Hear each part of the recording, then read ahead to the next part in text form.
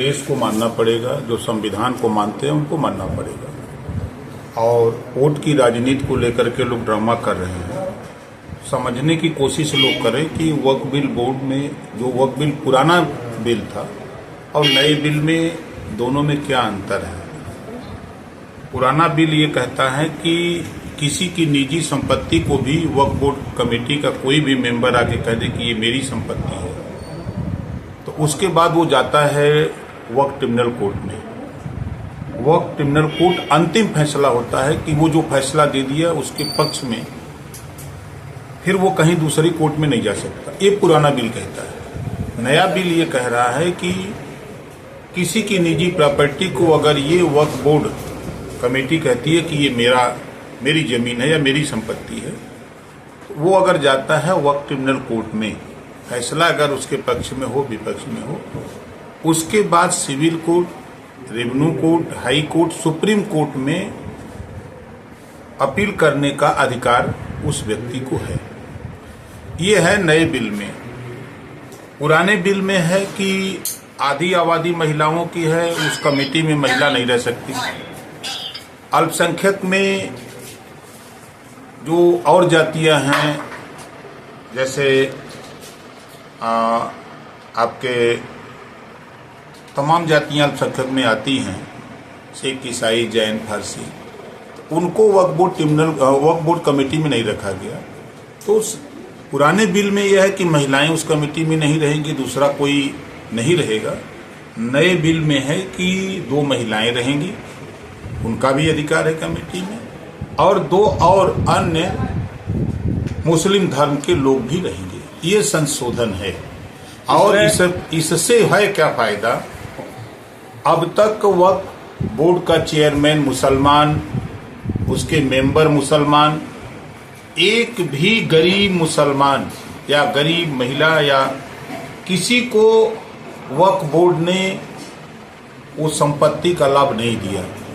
वक्फ की संपत्ति मतलब अल्लाह की संपत्ति। अल्लाह की संपत्ति को बेच करके मुसलमानों में जो अमीर मजबूत मुसलमान है वो बेच करके उसका लाभ लेते हैं। करोड़ों की संपत्ति लाखों में बेचते हैं और बैकडोर से शेष पैसा ले लेते हैं। ये काम समाजवादी पार्टी ने किया कराया, कांग्रेस ने किया, बसपा ने किया। इसी पे अंकुश लग रहा है कि जो मूल प्रॉपर्टी का कीमत है वो वक्फ बोर्ड में जमा हो, उससे गरीब मुसलमानों के बच्चों को पढ़ने का अधिकार, उनको मकान देने का, उनकी व्यवस्था का वो ये सिस्टम ले आया जा रहा है। तो वो लोग विरोध कर रहे हैं जिनको कि जो इसका नाजायज फायदा उठा रहे हैं। जो वहाँ पे दंगा फसाद हुआ है बंगाल में और उसमें हिंदू पलायन करने की कर रहे हैं, उस पर आप लोग क्या कार्रवाई करना चाह रहे हैं? देखिए, प्रदेश में लॉ एंड ऑर्डर कंट्रोल करना प्रदेश सरकार का कर्तव्य है। प्रदेश सरकार अगर लॉ एंड ऑर्डर कंट्रोल में असफल है तो ऐसी सरकार को रिजाइन दे देना चाहिए। अगर वो रिजाइन नहीं देते हैं, इस तरह का उपद्रव कराने में सहयोग करते हैं, वो सरकार करती है, तो वहाँ राष्ट्रपति शासन लगना चाहिए। कुछ बढ़ चढ़ के बोल रहे हैं, विरोध भी कर रहे हैं। वो वोट की राजनीति है। आप बताइए कि राहुल के नाम से कोई वक्फ बोर्ड की जमीन है? अखिलेश जी की उसमें जमीन है या किसी नेता की उसमें जमीन है? तो इनको काहे दिक्कत है? इनकी जमीन तो अखिलेश जी की ऑस्ट्रेलिया में है, वहाँ होटल बन रहा है। ये कहा जानेंगे यूपी के लोग कि वहाँ उनकी जमीन है।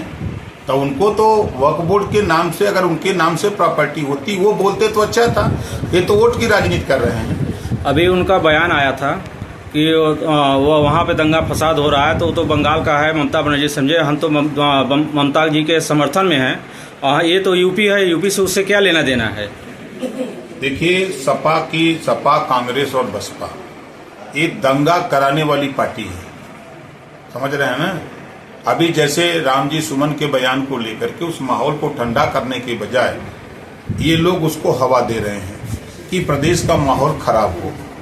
माहौल जो जिस तरह से अमन चैन चल रहा है, भाईचारा चल रहा है, बड़े बड़े माफिया अपराधी गुंडा जेल में या ये जमीन के अंदर या जमीन के ऊपर, कोई भी अपराधी अगर अपराध करने की कोशिश कर रहा है तो कानून उसका पालन कर रहा है बढ़िया से, और वो जेल के सलाखों में 24 घंटे के अंदर जा रहा है। तो प्रदेश में हालत को खराब करने की कवायद है और वोट को लेकर के हिंदू मुसलमान करना कि हिंदू मुसलमान होगा तो मुसलमान हमारे साथ आ जाएगा।